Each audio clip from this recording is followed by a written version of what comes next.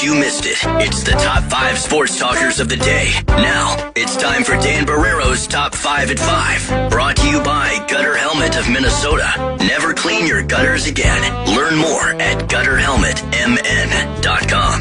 Gaardsy, based on local reaction, is it fair to say that A.J. Brown will be no better than the number 4 receiver with this receiving crew? Well, we got Steph, we got Clay, we got Durant. He could be the Draymond, A.J. Brown. He could be the Draymond Green or Andre Iguodala. Valuable. Yeah, important. But 4. Yeah. A nice piece to have. One of the other guys has an off night. Yeah. But we're not going to have to answer that question. No. Because he's on the way to New England. The Eagles agreed today, as Kevin Seifert said, about an hour ago in studio, a deal that's been rumored for a while and maybe done for a while, but today's June 1. And allegedly was the only place he was going to land. I don't know if that's true, but that's what has been reported. And now he lands in New England. First-round draft pick in 2028 going back to Philly.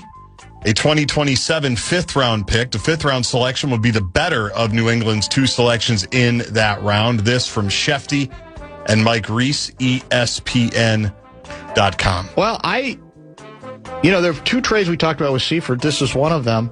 I think both of these trades might end up being good for both teams. My sense of it with the Eagles is that it run its course, right? They get a bushel back, right? And they're an extremely good drafting team. Let's remember that. Something we're not. I don't know if they have a culture of collaboration. I don't care. What I do care about is they know how to draft. And New England, probably they need a big-time receiver, right? They like the young quarterback. Didn't have a lot of pieces. So now, again, he's high risk, high reward because he can lose his mind. But as Seifert said, well, was he wrong about the dysfunction of the offense this past year? Probably not. I always like that defense. That if they're wrong, if they're right, if they're basically like a fan on WIP sports radio, it's not a big deal. Yes. If Spike Eskin in the afternoon show is ranting about it, nobody cares. Right. But if the wide receiver's noticing it, I love that. Something might be up. And then what's the other deal? The Rams, this is under the rich get richer. I love the Rams, man. That's why I said, I'm telling you, we're cute, and we might be, but they're on another level. In every way, organizationally, and again, I don't know if they talk about collaboration a lot, but that's where KFAN came from. They got a big time, front office. They got big time talent. They take continuous big swings. And I'm not saying it was realistic for us to do what they did, but that's part of the depressing part. They have figured out the quarterback thing. Now, it may not last forever, but my guess is the next guy they get is going to be good too. They just figure stuff out, and now they get a world-class defensive lineman, correct? They do, and I was just Googling something quickly because the other thing the Rams did, the vast majority of their $5.5 billion stadium was fronted privately by their owner, Stan Kroenke, who nobody likes because they say that he's cheap, and at one point here at TCF Bank Stadium... He wins titles in every sport, He does, including soccer. Yes. But people here don't like him because when we played the games at the U, he had his minions block off the bathroom at halftime. How good was that? Which is absurd. Yes, of course. It's just absurd. Yes. And I get it. The owner's box is all the way in the press box area, but come on, what are we doing? He ain't going to share a bathroom with you. I wasn't even there. Oh.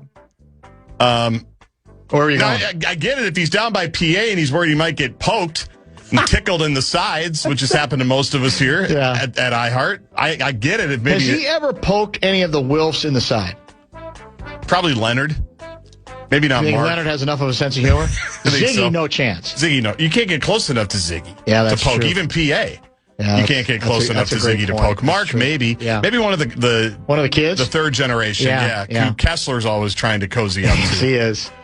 He knows them all by name. That's why. Of course he does. Yeah. He's got them in his phone. The other trade, to get back to serious matters, Myles Garrett, going from Cleveland. He's a 2-time NFL Defensive Player of the Year. Hall of Famer. Yes. And how about this? They're saying the Rams are saying we like Jared Verse. Who they had to give up. He's made a couple of Pro Bowls. Yeah. But we're going to send him out. We're going to upgrade. We'll send you a couple of picks. Yeah. The Browns received a first-round pick in 27. Rams have traded a lot of picks, They too, have, by the way. and eventually it'll catch up. Who's got more number ones in the future, the Rams or the Timberwolves? Ooh, good question. Yeah. I thought you were going to say Oklahoma City because they have a lot, but they might trade them all for Giannis. Who knows? Yeah. A first-rounder in 27, a second-rounder in 28, a third-rounder in 29. One of the biggest trades in NFL history involving a defensive player. He's 30. He'll be 31 in December. I just love. It's such a big time. It's what they say. They're on a different level. They just are. Yeah, those are Didn't some even big knocker moves. Yeah, they just. And again, I know they're playing it well. We may have one more year of Stafford, and so we're putting all our chips in.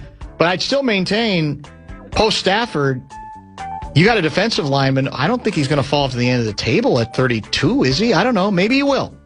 But he's 30 now, so I think you can get probably another good 3 to 4 years out of him. The Twins have lost 5 in a row. They've lost 6 of 7. Remember that 4-game win streak where they beat Houston, then swept the Red Sox at Fenway? Well, that's over. How we started the road trip, right? There were 3 games in Boston, and we were flying high. Now we have no rotation. Yes, Ober's hurt now. And we've got, I think the whole rotation, in all seriousness, for the start of the season, is either on the injured list or demoted, right? Because your guy, Simeon Woods-Richardson, ERA approaching 12. bloated. Extremely bloated. We had to send him down, correct? Yeah. And we talked about it earlier in the show. Bring every kid up that you want. Doesn't matter at this point. It really doesn't. But we're back at home tonight, and somebody you still know, Joe Beautiful Ryan. night for baseball. Is Joe Ryan healthy? Because he's listed as the starter. Yeah, I guess he's the one who is. It's not our entire rotation that's on IR. We are taking on the Chicago White Sox tonight. As I peek at the standings, as we're wont to do, the White Sox are a game back of the Cleveland Guardians, 32 and 27. The Twins are 5.5 games behind Chicago. We're in a very healthy spot for third. The Royals are buried. The Tigers are buried, and we're 5.5 games ahead of them, if anybody cares, for third place. A bad division again. Yeah, it's very bad, as Gordon And said. rumor has it we might get Gleeman in here on Wednesday? That is the plan. There's a day game on Wednesday, and then he's probably just going to roll right over here, which is very cool. Where did my story go? Wow, nice of him to give Serena like 10 minutes here on the front page of ESPN.com. French Open's going on right now. The men's draw, and I don't jam tennis down your neck. No. I only do it when it's important. No. I could talk about it every day. That's how much I love it. Serena Williams, after nearly 4 years since her last match, is officially making a comeback to professional tennis. Wow. She's 44 years old, announced that she has accepted a wildcard invitation to play doubles at an event, a Wimbledon build-up called it's Queen's Club in London. She got it back in the drug protocol. You know, when you unretire, you have to do like 6 months of drug testing. I didn't realize so that was the first hint, because all of a sudden her name popped up there. And she had a couple of kids in the interim, had one while she was playing, but we'll see where this goes. Her sister is like 46 and still kind of playing. But anytime Serena's around, that's big time. How old's her sister? I think she's 2 years older. Okay. So she's got 23 major titles, U.S. Open right around the corner. It's a story. I mean, names matter to people, so it'll be that people will be curious for sure. So that's what we know. All right, we teed this for 2.5 hours, or 2 hours and 13 minutes.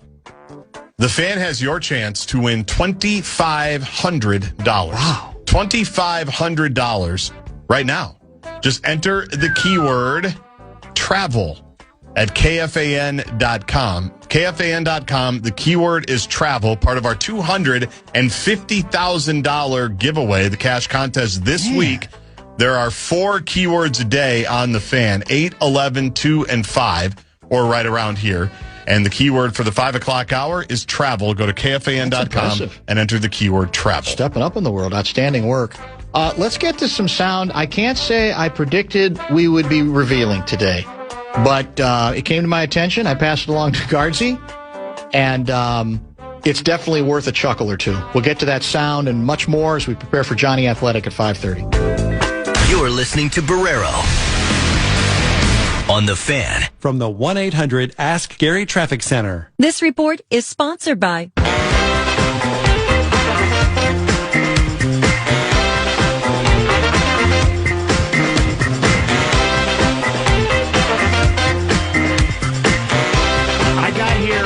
November here is in the Twin Cities in November of 1986, much to the chagrin of many, including Sid Hartman. And I will tell you that in all the time I've been here, there may not be a single player I was rooting for more to succeed in this town than Stephon Marbury. I was utterly convinced that the Minnesota Timberwolves had their Stockton and Malone.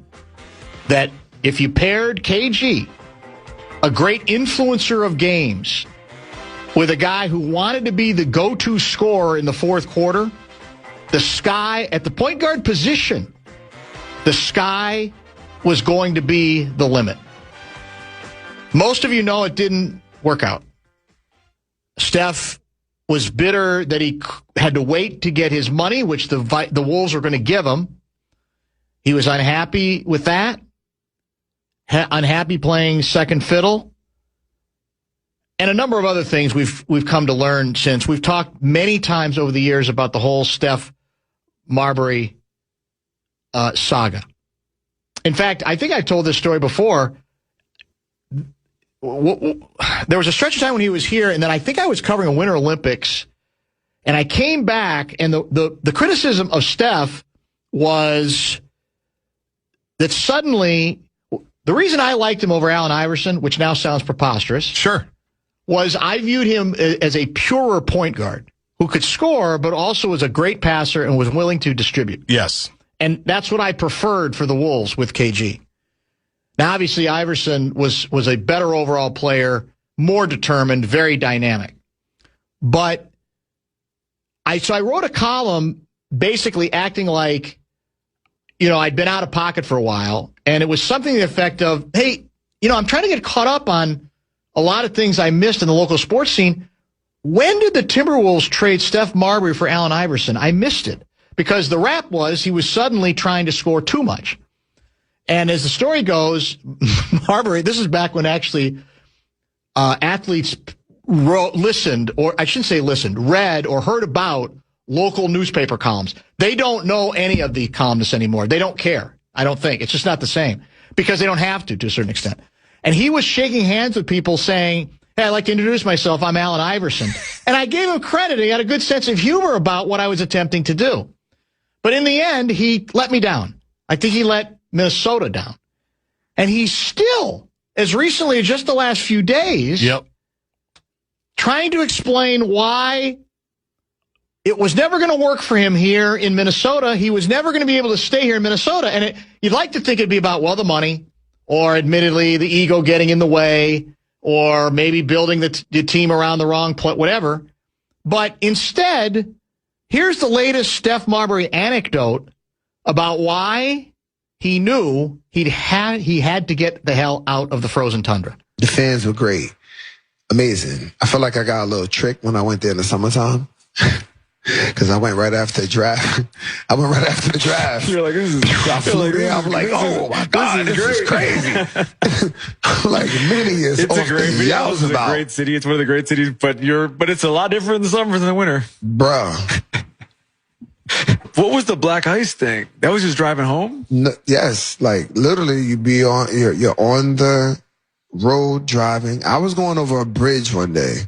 And I'm going slow. I'm not going fast. I'm not driving fast. And I got both my hands on the wheel. And I get to the middle of right to where you get to the middle of the bridge, and then the back part of it gave out, and then it starts spinning. Oh no.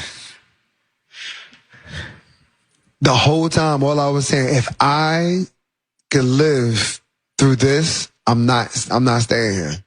I said, I don't care what they say, what they offer. They can offer anything and everything. I'm not staying here. I get it. It's very traumatic. I'm good. I'm telling you what happened. That didn't just happen one time. Yeah. It happened more than one time. Forget about that. You spit is turning to ice. 40 below? Come on, man. Stop it. I don't even know where to begin because do you think it's possible that every once in a while during a New York winter, with all the bridges they have, It might not be 40 below, but do you think cars ever slip and slide on ice, black ice in New York, New York? I've never driven there in the winter, but I'm guessing yes. Come on, Steph. What are you doing? Mm-hmm. I'm going to stand tall for the community. Thank you. One. I mean, it's just, now again, it's an anecdote. He's playing around. He's having some fun with it. And naturally, he's not going to get, there's never any pushback on any of the podcasts, right? It's just so, yeah, that was a great point. Well, in fact, there's another story I heard where apparently Spike Lee was talking about doing a movie loosely based on, was it Marbury's life? I can't remember whose life it was. No, was it the movie Ray Allen ended up being in? I don't know. Oh, he got game? It was a movie in which I thought he wanted somebody to play Stefan or somebody like Stefan. And he was asked by, this is a world famous producer, or director, I should say, right? Spike Lee. Mm-hmm. He's massive, honored, the whole bit. Yep. Spike says, well, we like to do like a, what do they call it? A screen test? A screen test. An audition? Yeah. And Steph said he was insulted. He said, well, who can play Steph Marbury better than me? I'm Steph Marbury. Think about the audacity of, so he didn't do it. And then he claimed, well, you know what I did? I went to China and they made a big movie about me. All of that was basically to spite. Wow. Spike Lee. There was so much to love about his basketball at the beginning, but there's so many levels of delusion with Steph Marbury. It's that, and you still see it, frankly. Every once in a while he comes up with these anecdotes. How dare Spike Lee, ask that I do a screen test? Right. I mean, my acting speaks for itself, doesn't it? Bizarre. Very, very, very strange. There are at least two, but the two that come to my mind immediately that I can just vividly remember where I was. And this shows you why I work here. We've talked about at least one of them, maybe both of them. I'm sure we've talked about both of them. Where I remember where I was listening to the Chad and Barrero show when I got the news. One was that the Wolves were going to New Orleans. I was at Pamela Park. Yeah, I remember you saying that. Yeah. Getting ready for probably coach pitch baseball. Probably the last time I played coach pitch baseball, not baseball's loss. And the second one was the Marbury trade, where I remember I was in my house and I remember turning on the radio and hearing that Marbury was traded. And for what year would that have been? 97, 98, 99? It was 99, wasn't it? Yes, there you go. So I'm 16, 17 years old. I'm at the height of my fandom. You've got Kevin Garnett. I remember Charles Barkley putting his arm around both of them when the Rockets swept them out of the playoffs, saying you guys need to stay together essentially forever. We all remember how that was going to go. The three-pointer he made in the Sonics series where they went up 2-1, heading back to Seattle.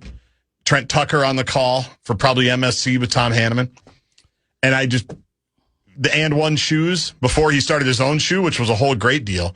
To be a kid at that time and have those two. Yeah. Coming off of Kirby Puckett with Randy Moss coming as well. The world was our oyster. It was. Yeah. And obviously we still got all the others, and KG went on to do what he did, but Marbury was different than KG even. Yes, he was. I remember going their rookie year to Wolves Sixers to watch Iverson and Marbury. And Marbury made a couple of plays at the end of the game. You probably wrote about it, that won the game for the Wolves, which still wasn't happening all that much. It was happening more. But, man, huge loss. Yeah. Huge loss to the basketball community. If I look back on it, I think we were all foolish in almost wanting to believe he had some qualities that I'm not sure ultimately he did. I mean, right. Because if you're that good a basketball player, you find your place. He had great moments with other teams, but he never sustained anything. And he kept moving around, right? Yes. He may have become legendary in China, but the idea was he was going to be legendary here. Right. And he really was never legendary here. And I look back and I think, well, we overrated him. Because if it's a conversation we should probably have with Sam Mitchell again, because I know we talked about it with him before.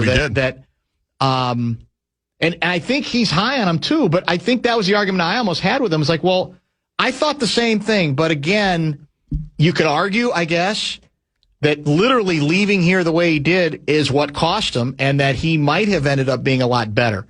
But if you're really great and you have the head not just the body, but the head, to do something with it, it would have evidenced itself somewhere else, would it not? And Probably. It just never did. Never did. But I mean, we'll never know. Phoenix with Amari Stoudemire. He was in the Knicks when they were a mess. He was with the Nets, which at that time, I mean, he didn't go to the greatest situations. That's also true. I mean, one of the guys who's with all of us is his brother. Remember from that documentary? His brother agreed with us. One of his brothers was like, he never should have left. Never should have left. That was a mistake. Yeah. And I felt like, lamented it. He did. Oh, he big time did. Yeah. Yeah, there's no question about that.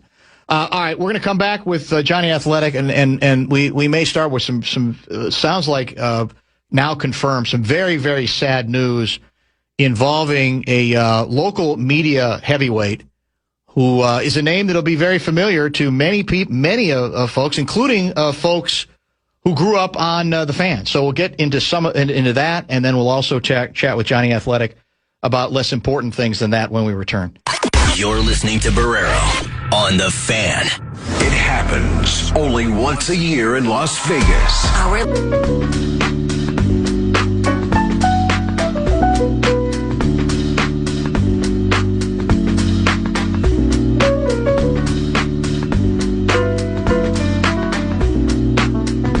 Well, it's an unusual occasion when we start a visit with our good friend Jonny Athletic with this. And now, it's time for Ode to a Dead Guy.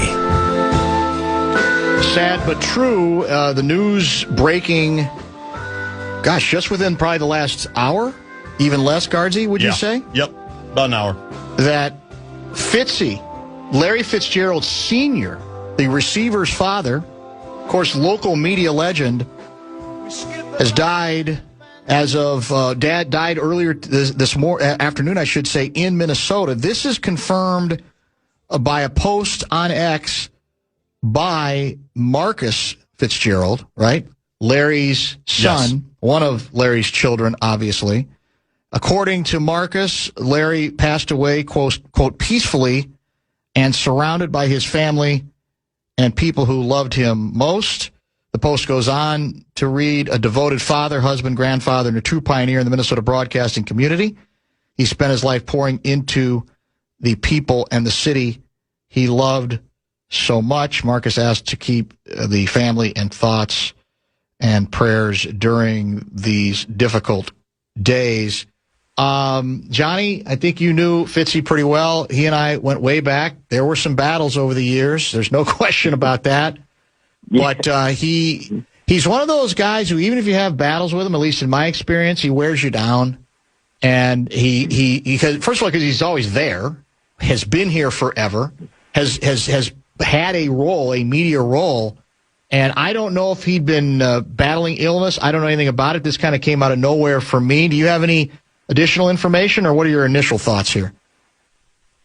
Yeah, just initially shocked and saddened by his passing. I will say, I've been around this Twin Cities media scene for a very, very long time now, and was always at all the games that I was at. Yes. Wolves, Twins, Vikings, everywhere, out and about. And I will say, for the last couple of months, I had not seen him around as much. I don't know if this was because of any health he was dealing with or what was going on, but he just not as present. And I'll say, I missed him. Yep.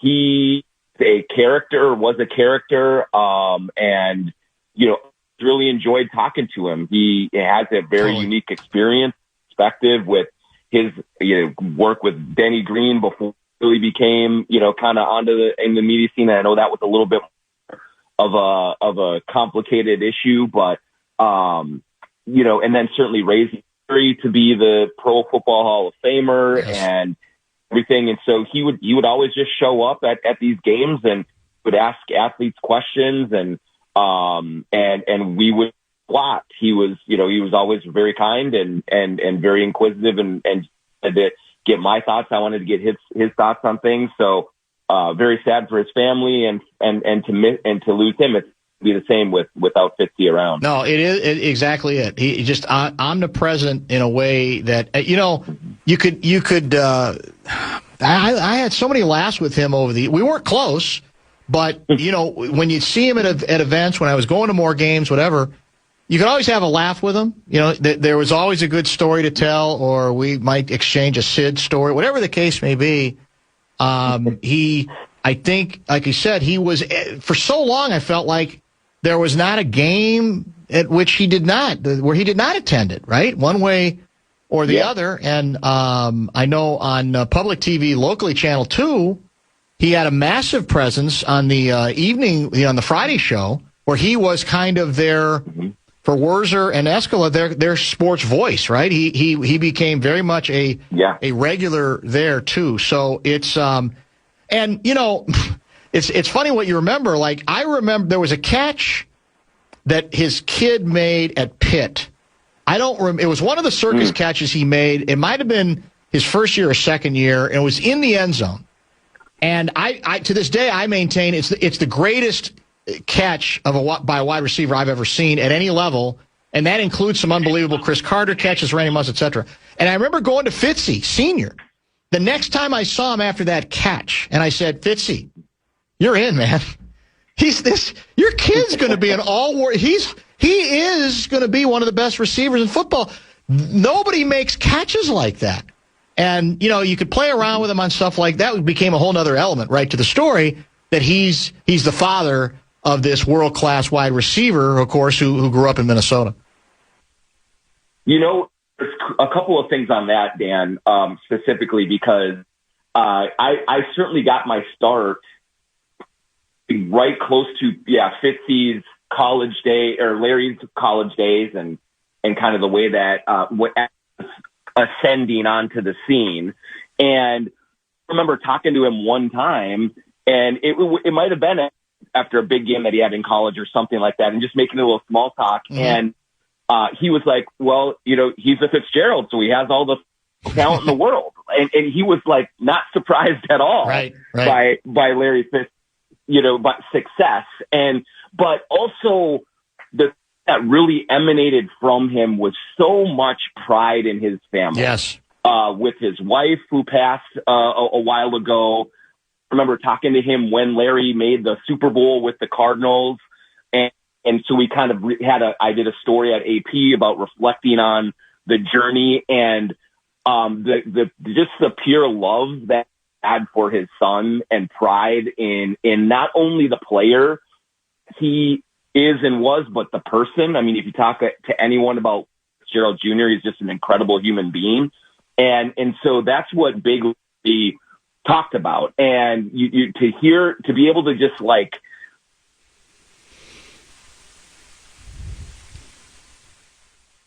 he had, and like he would wear Larry's jerseys to games, which I don't know necessarily was always like ethically there, for a media person, but it was endearing. Like it was very much, something that you just look the other way with. And, if my son was a big star, I'd probably do the same thing. Yeah. So, I just remember how much pride he took. And there was one time, Dan, that, the Vikings were playing the Cardinals early on in Larry's career. And, we used to do these conference calls with the opposing player, at Winter Park. And Larry Sr. comes and participates in the conference call with Larry Jr. We're all asking questions, and Larry starts to ask, and Larry Jr. is just like, Dad, you can ask these questions any other time. Just let the other guys go. And so, like, it was kind of fun. Yeah. Things like that really stick out to me about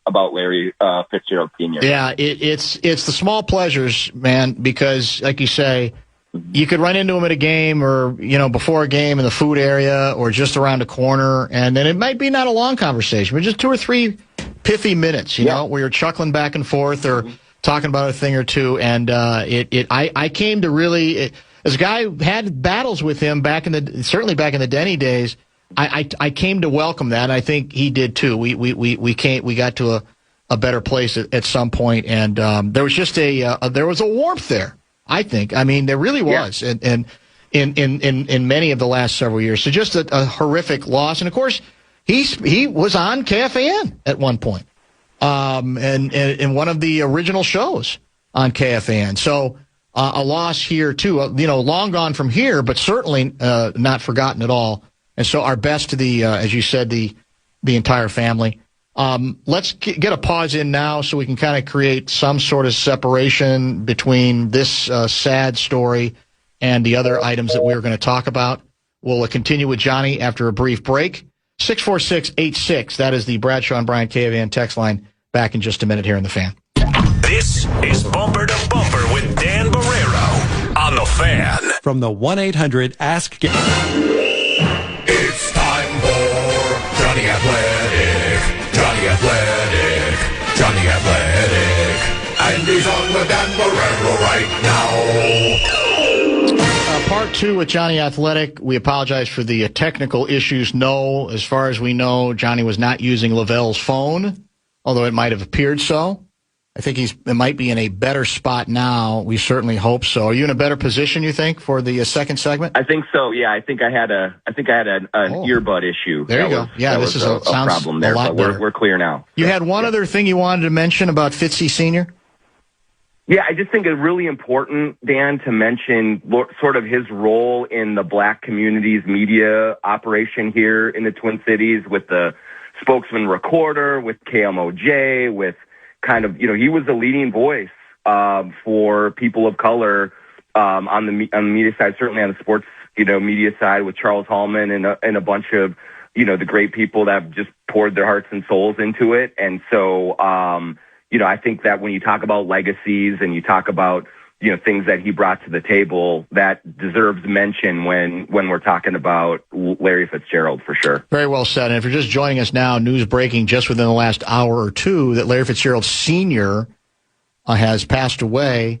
That's according to one of his sons who announced that that's the case, unfortunately, via X. In that long passage on X, he also thanked the folks at Fairview Southdale Hospital. So it sounds like maybe he had been Fitzy Sr. had been treated there as well. He is one of those guys now. I mean, forever when I'd see him, Fitzy was the only name, right? Or Fitzy Sr., that was it. Yeah. You never really said any other name. It was just Fitzy. That was the deal. Absolutely, yeah. And he smiled with that because he knew that, that meant him, of course. And then obviously everyone knows Larry Jr. as well, and just the kind of, what the Fitzgerald name meant on multiple generations here in the Twin Cities, and just, how prideful he was of that, how, the emotions that he had with, the family that he and his wife, who passed away, many years ago now, built. It was just really, really neat to see him. He always walked with his chest puffed out, which he should, because there's a lot to be prideful for him. And, just really, really fun guy to talk to for sure. Time stops for no one, Johnny. That's the sad truth that we get a reminder of. I don't know if you saw elsewhere, Dan, but I think Rick Adelman just passed away today as well. I think that was literally just in the last 20 minutes, maybe put out on social media as well. So, two guys who spent, some time here, and Rick with his legacy here and just in the coaching profession, another tough one to lose. Let's try to transition to less important items here in the remaining time that we have. If you have questions for Johnny or any comments on Fitzy Sr., 64686 is the Bradshaw and Bryant KFAN text line. So one of the proposals that may be in the category of online invention, I still want to run by you just because of what it might represent. And it involves Kyrie Irving, a name you brought up, I think, a couple of weeks ago. And I don't know how much the story has advanced or changed since then, but one of the alleged proposals was, and I'm interested in your opinion on it just because of what you're giving up, whether even if it's possible to do it, would you think it's something the Wolves would have to entertain? And I think the proposal, as I understood it, was Randall and DiVincenzo and I should say, 2 number ones and a swap of a third number one. In other words, you'd still have one, but it'd probably be the lesser of 2 in exchange for Kyrie Irving. What do you think? Yeah, I mean, that's entirely too much to pay for Kyrie Irving at this stage of his career, coming off of the injury, everything else.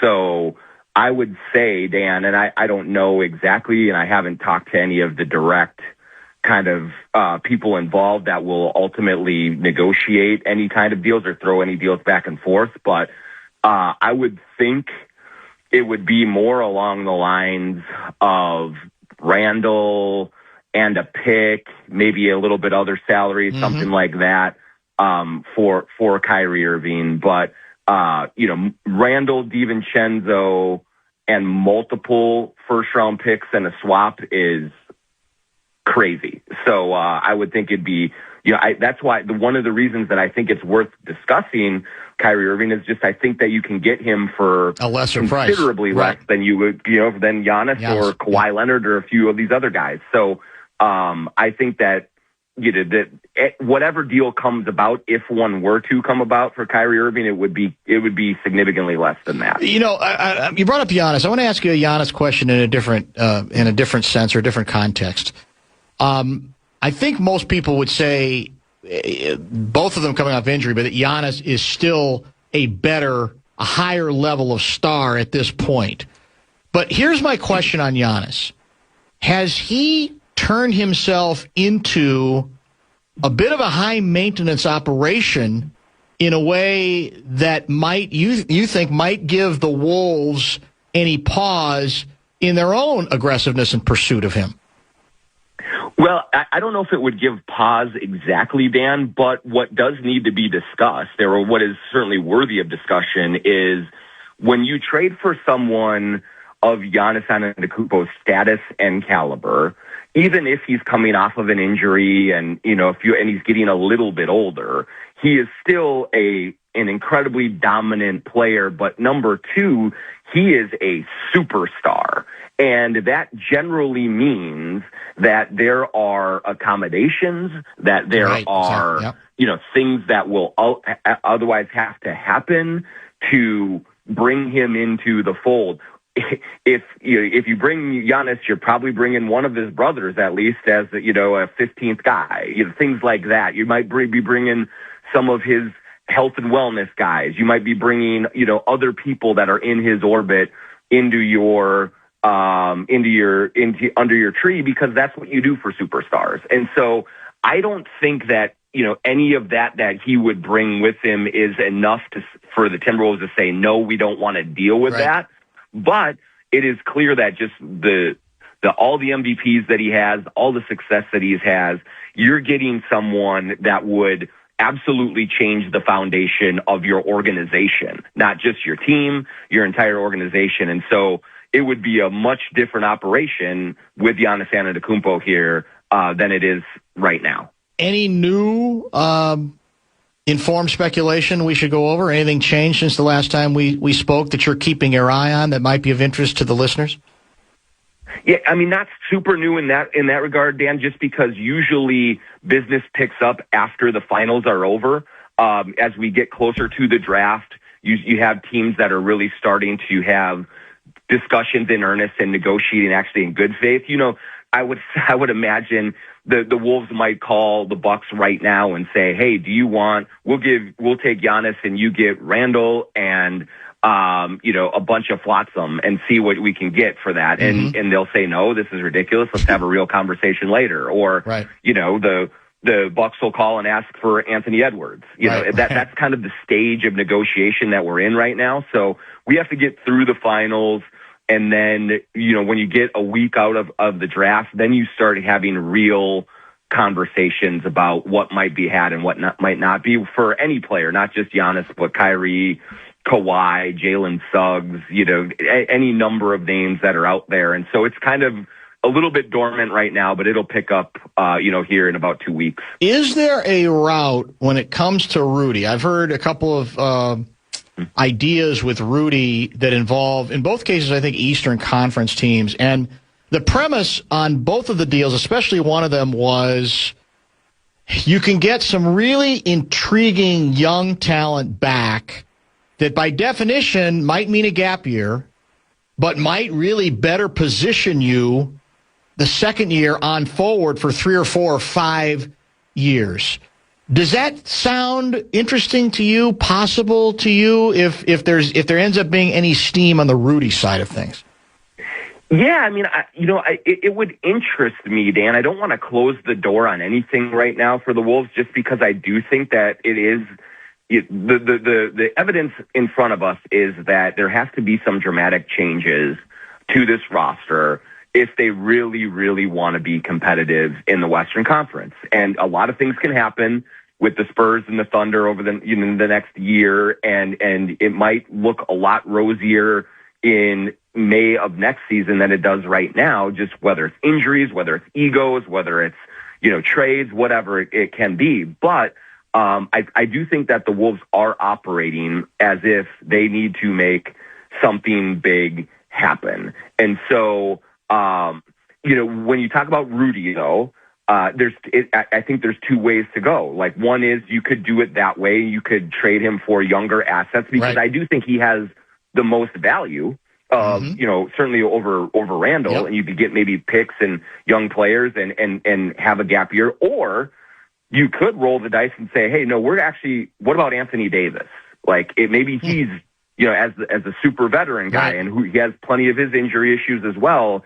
And it'd be a gamble that way. But when you think about if you were able to get a player who at his best is an incredible offensive force and an incredible defensive force, maybe that's a gamble that you take if that's available. I don't know if it will be, but that's another scenario that you could look at and say, if you're trading Rudy Gobert, you do that. Because I do worry, I think a lot of fans right now will say, yeah, just get rid of Rudy. You saw what he did against Wemby, but if you get rid of Rudy and you don't have real stuff coming back, you better be ready for 40 wins next year. Exactly. And are you ready as a fan base for that? I don't think they are. Yeah, that's the key issue for sure.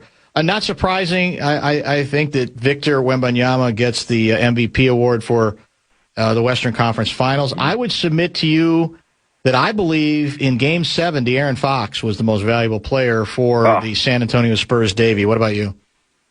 Yeah, I loved him, and I thought that it was so needed because he had not played well at all for most of that series. Prior to it, he had been dealing with an ankle injury, but when you look at what he was able to do in terms of getting his own shot, getting to the rim, he has that patented little drive, stop, and turnaround jumper. He had that falling a little bit more. That is why the Spurs traded for him, is they wanted another offensive weapon on the perimeter who could get the ball to Wembanyama, but also could make shots. I thought one of the most impressive stats in that Game 7 win in Oklahoma City is I think Wembanyama may have taken one shot and had one rebound in the fourth quarter of that game. Mm-hmm. And it was because of Fox. It was because of Castle. It was because of Harper. The other pieces, Champagny, Keldon Johnson, they all were doing big things for the Spurs. And that's what makes them so difficult is even though Wemby is the straw that stirs the drink, man, they have so much talent around him that can all kind of explode at different points. And that was the true team victory. And Fox kind of had some validation in that Game 7 to get that win on the road. What happened to our guy Chet in Game 7? Man, he just fell apart, Dan. I don't know if there are, when you have something that glaring, where I think he only took 2 shots in Game 7, and we know that he is a very, very good player. And so when it goes that far down, you wonder if there is something in his personal life, something outside of the game that was just clouding him other than Wembanyama really kind of dominating that individual matchup. But it was a bad look for Chet, unfortunately, in that spot. He just did not look like he wanted to seize that moment. And to me, Dan, if he would have went 2 for 16, that would have been a lot easier for me to watch and handle than going, 1 for 2. Like that to me is a different kind of thing. You can say, shoot, I didn't make my shots, but at least you emptied the clip. It looked like Chet sort of folded in the moment. And, I don't know why exactly, but it was a really tough series for him. But that Game 7 that's going to hang on over his head for a very long time. There's no question about it. And in fact, you mentioned 2 shots.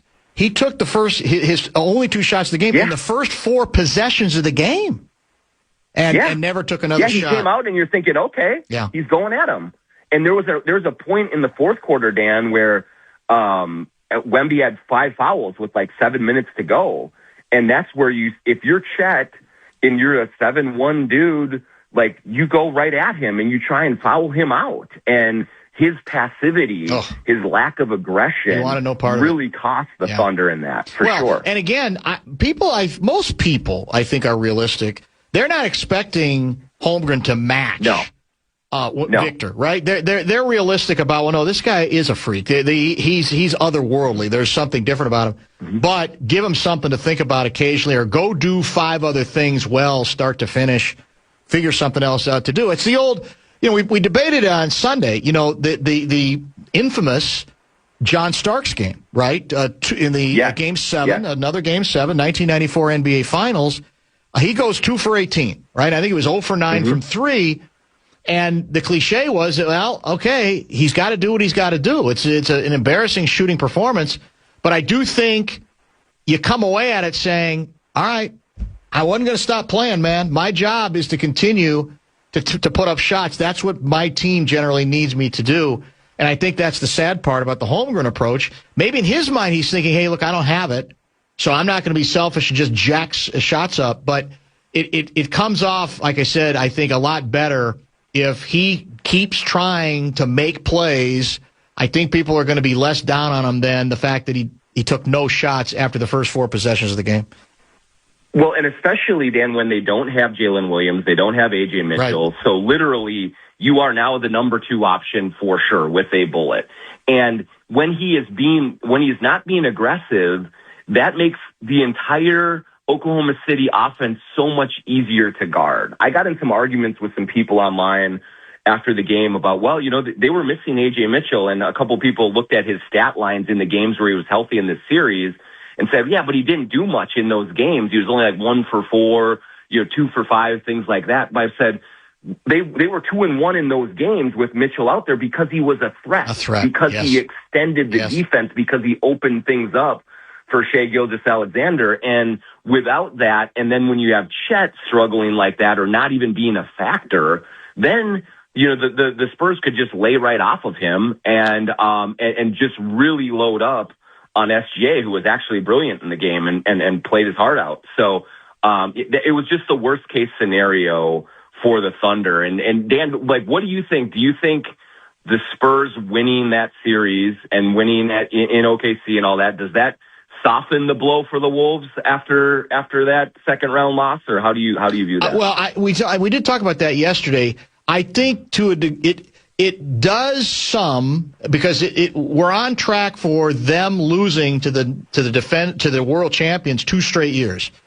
Now, on the other hand, you can say, but you weren't as competitive as other teams that lost to them. So I don't think it should take away from the need to make a significant move. But yes, I think if you look at it, as bad as it was in Game 6 for the Wolves, as non-competitive as it was, you go, okay, well they took the team that's gone on and dethroned already, or knocked out the world champions. They took them to 6, and I think for me it does a little bit. How about for you?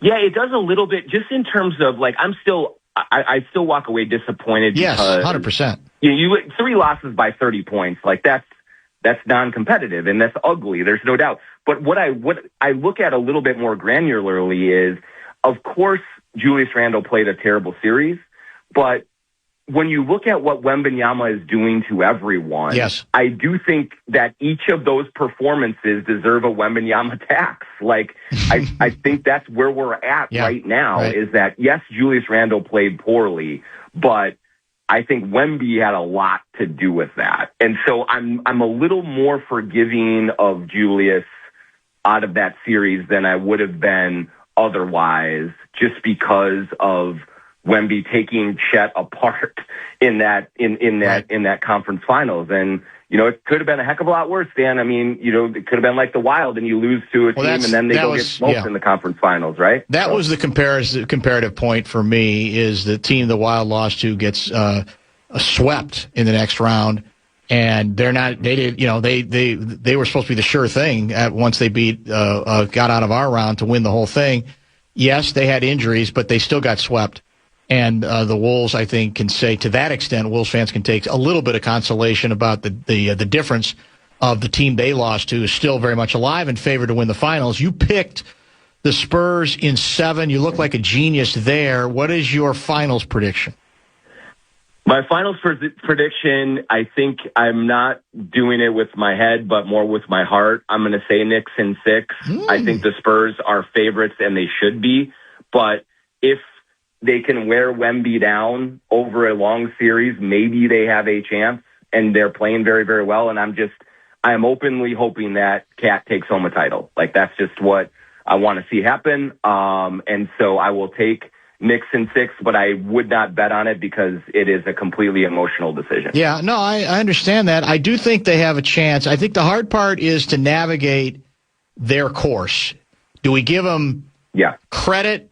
Well, on the downside, do we penalize them for a clearly easier road to the finals with a lot of good breaks going their way? Or, on the other hand, do we reward them by saying, yeah, it was an easier road, but they killed people. They dominated people from start to finish, and they're wired, and they are, I'll use all the cliches, they are connected right now, and they've got a really balanced, a starting 5. And I like what, Sam's also picked them, and for Mitchell, it's what he views as the bookend forwards that he thinks are a little different thing than the Spurs have had to face in their own road going through this thing. And so I'd be curious to see how that part of it goes. I definitely think it's going to be a long series. I will be shocked if it's like the Spurs dominant. I really will be. Yeah, I think so too, Dan. And I think you hit it exactly right. Like, I would have been a little more reluctant had they gone through the Eastern Conference and maybe struggled a little bit in a couple of these series. But, man, they just beat the brakes off of everyone. And so that gives me a little bit more confidence that they are a legit team. And I know that the Spurs are heavy favorites. I don't think it should be that heavy. I do believe that the Spurs should be favored, but I think that these teams are closer. And I do think that if Cat kind of can adapt again and like turn back into a guy who shoots 9 threes a game to maybe draw Wemby out of the paint a little bit more, and he still plays under control the way that he has so well in these Eastern Conference playoffs, I think they have a really good chance. I do. They're veteran. They're confident. They are collected and connected. And so I think they're going to make the Spurs earn it if they do go there and win this thing. 612 guy has a trade proposal. I have a hunch you would endorse this one. Julius Randle for Fox. Spurs need a 4 and have a bevy of guards. I would raise my hand on that one. I'm not sure the Thunder will. I'm not the Spurs. You mean? The Spurs. Well, so the only thing that gives you a little pause is Fox has a $250 million contract. Like it's a max deal. Well, are we back in the second apron then anyway? Yeah, you probably don't. So you'd be back in the second apron, right? And so you'd have to be sure that what you're getting from him for the next 4 years or so is exactly what you need. But as in terms of running mates with Ant in the backcourt, he and Ant are close. Like, they have a good relationship. So that would be, ideal for a running mate. It's just a very expensive one. Johnny, we appreciate the help as always, my friend. We'll be in touch. Oh, the pub crawl went well without us, without Gaardsy and me again, I'm told. Yeah, unfortunately, we kept looking for you, but didn't see either one of you out there. But Jacques Cousteau did make it out there with us. And so, yeah, it was a good crowd. I got a little bit later start because Owen's basketball tournament got bumped back a little bit. But we had some revelry, gave back to the community, as I like to say, by spending some money in Northeast Minneapolis, and had ourselves a good old time. So I'm sure you'll be there in the fall when we do it again. There's not any question. I mean, my heart was there this past weekend, but maybe next time my whole body will be too. Yeah. I did get a text. I appreciate you did think of me at 11:21 on Saturday night. I did get that text, and I was happy to open it the next morning. Yeah. Thanks for the quick response on that. I appreciate that. I was either going down a San Antonio Spurs, what do you call them, rabbit hole, just because that was Game 7, right? Or I had just gone immediately to bed. I can't remember what I had done at that point. But thank you for thinking of me. It was great to see Lavelle and you and your lovely wife in that photo. Absolutely. Well, you'll get another chance October-ish, so just keep your calendar open. It's a deal. That's Jonny Athletic, brought to you by RBC Wealth Management. You're listening to Barrero on The Fan. From the 1-800-ASK-GARY Traffic Center. This report is sponsored by Summit Racing. 2 breaking news stories that really broke since this program began. One of them, that Hall of Fame basketball coach Rick Adelman has died at the age of 79 years old. A cause of death not disclosed. Adelman is probably best known for coaching the Portland Trail Blazers and the Sacramento Kings. But it is worth noting that he also coached the Warriors, the Rockets, and here, Minnesota Timberwolves from 2011 through 2014. Of course, his kid then was an assistant here for a while, correct? Yes. Who's now the head coach in Denver. David Adelman? David Adelman. Yep. So that news broke, and that news broke, I think, just after the news that I think probably hits home harder here locally because of how much of an institution he had become. Larry Fitzgerald Sr., Fitzy, as far as I'm concerned. That's what I always called him. The father of the NFL legend, Larry Fitzgerald Jr., died earlier today as well, according to his family. Fitzy Sr. was 71 years old. Fitzgerald Jr.'s brother Marcus is the one, I think, who kind of broke the news, shared the news via a statement on X. It is with heavy hearts that we share the passing of our father, Larry Fitzgerald Sr., devoted father, husband, grandfather, and a true pioneer in the Minnesota broadcasting community. He spent his life pouring into the people in the city he loved so much, left us peacefully this afternoon, surrounded by his family and the people who loved him most. We are so grateful for the incredible care and kindness shown by the team at the University of Minnesota Fairview Southdale Hospital during this time. We ask that you keep our family in your thoughts and prayers as we navigate these difficult first days. With love, the Fitzgerald family. There's some great photos there of Fitzy over the years as well. Fitzy, it was several years ago, was it not, that he had a major bypass operation, I want to say, heart surgery. Within, is it the last 2 years, or does it go further back than that? I don't remember. It's in my mind. I know he had some significant surgery there. I don't know if he's been ailing for a while, what exactly the situation was here, and so far there's no details on Rick Adelman either. But the Fitzy name, as I said, used to co-host a show right here on The Fan. Yeah, I remember it. Eric and Larry. Yeah. And went on, obviously, to for him, bigger and better things, and made himself one of those people that you just expected to see. If you went to a game, and you were certainly in the media section, you're going to run into him. You're probably going to share a laugh with him sooner or later. I saw some great fun confrontations between Fitzy Sr. and Sid over the years, and I generally was rooting for Fitzy Sr. in those situations. Even though Fitzy and I had our own issues early, I think we kind of got past that. You were like a Wolves fan with the Spurs and the Thunder. Yeah, you didn't love to side with either one of them necessarily, but you had to pick. Very, very true. So definitely our thoughts and prayers are with the Fitzy family, because it is a significant loss. With football coaches, I noticed, especially with the Gophers, he was the closest that got the Sid treatment, where basically anything goes. Yeah, right.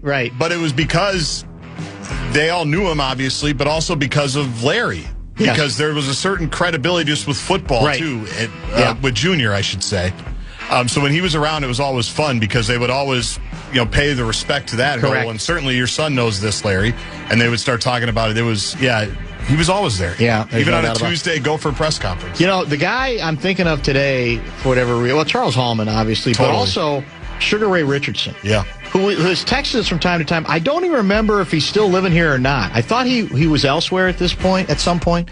Maybe we'll try to check in with him, too. Lastly, this is from Steve out of Rogers. Dan, I'm on a 12-day trip exploring the country of Portugal.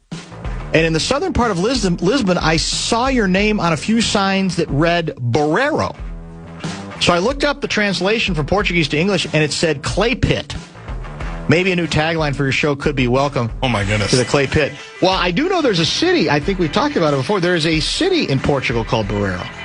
And I don't know if we had, we were from northwestern part of Spain, so there might have been some overlap there. I'm not sure. But, yeah, I got my own city. Next listener trip? Town. Yeah, maybe Barreiro returns to Barreiro. Bumper to bumper in Barreiro. Think about it. It's about, who's to say? Bumper to bumper with Barreiro in Barreiro. Yeah, that's it. Who wouldn't go? I don't know how big a town it is, but I think it's on the coast. I think it might be on the coast. Now, again, technically, I'm from, my family is from Spain, but a lot of overlap, man. A lot of cross-pollination there because northwestern Spain is right over Portugal, right? I did a quick Google. One thing it is known for, Barreiro, Portugal, you want perfectly sliced deli meat? They have it. Go to Barreiro. That's it. Apparently. I don't know. Everything's online. I don't know if it's real or not. I want to thank Kevin Seifert, who joined us in studio for a solid hour to talk about the general manager move by your Vikings club and much, much more. That was between 3:30 and 4:40. In addition, Jonny Athletic on everything, including some Wolves trade rumors, the playoffs, etc. He joined at 5:30. Tomorrow, it's not Mike Tice, it's another Tice. It's Nate Tice.